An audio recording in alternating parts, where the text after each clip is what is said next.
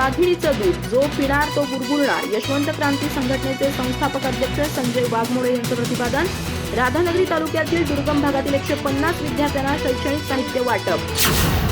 शिक्षणाच्या अभावामुळेच दुर्गम भागातील लोकांपर्यंत मूलभूत सोयी सुविधा पोहोचलेल्या नाहीत. भविष्यात प्रगती करायची असेल तर आपल्या मुलांनी शिकलं पाहिजे. शिक्षण हे वाघिणीचं दूध आहे, जो पिणार तो गुरगुरणार. म्हणजेच डॉक्टर बाबासाहेब आंबेडकरांनी सांगितल्याप्रमाणे शिका, संघटित व्हा आणि आपल्या हक्कासाठी संघर्ष करा, असं प्रतिपादन यशवंत क्रांती संघटनेचे संस्थापक अध्यक्ष संजय वाघमोडे यांनी केलं. विद्यामंदिर पडसाळी, जुगाई माध्यमिक विद्यालय आणि खोपेचा धनगरवाडा येथील विद्यार्थ्यांसाठी एक वही समाज बांधवांसाठी या उपक्रमाअंतर्गत शैक्षणिक साहित्य वाटप कार्यक्रम विद्यामंदिर पडसाळी इथं आयोजित करण्यात आला होता. यावेळी वाघमोडे बोलत होते.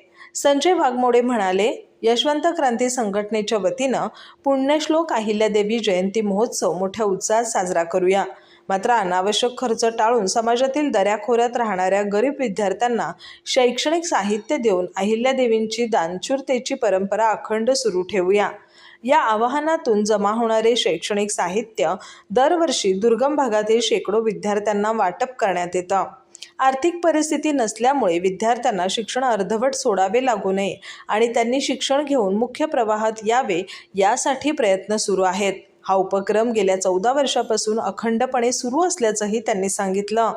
राधानगरी तालुक्यातील कासारवाडा, पडसाळी, खोपेचा धनगरवाडा, धनगरवाडा, रातंबीचा धनगरवाडा, पादुकाचा धनगरवाडा, मधला धनगरवाडा, रामणवाडी, पाटपन्हाळा, फराळे, हसने धनगरवाडा, बाजारवाडा, जोगाईदेवी माध्यमिक विद्यालय, पडसाळी आणि पादुकाचा वाडा आदी ठिकाणच्या 150 विद्यार्थ्यांना गरजेनुसार शैक्षणिक साहित्याचं वाटप करण्यात आलं. यावेळी यशवंत क्रांती संघटनेचे जिल्हा संपर्क प्रमुख सुनील शेळके, धोंडीराम मलगुंडे, सागर सुतार, अभिजित कोळापटे, उत्तम तांदळे यांनी मनोगत व्यक्त केली. प्रभाकर धामणे यांनी प्रास्ताविक केलं आणि आभार मानले. अधिक माहिती आणि ताज्या घडामोडींसाठी आजच आमचे चॅनल सबस्क्राईब करा.